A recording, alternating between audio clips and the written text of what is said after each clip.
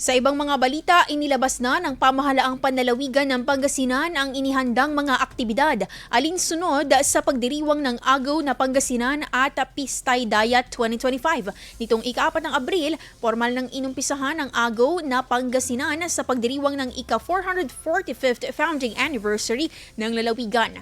Iba't ibang mga aktibidad ang aabangan ng mga Pangasinense tulad ng Asinan Music and Art Festival, Pangasinan 2025 Gala, workshop at film showing, Philippine Beach Games, sunsets with singing bye-bye artists, Stations of the Cross, Palikot at Pistay Dayat at Ponsya, Pangasinan Culinary Challenge at marami pang iba. Ilan pa sa highlight ng pagdiriwang ang Pistay Dayat program, Pistay Dayat Fireworks Display, Asinan Grand Concert, Jobs Fair at Limgas na Pangasinan 2025.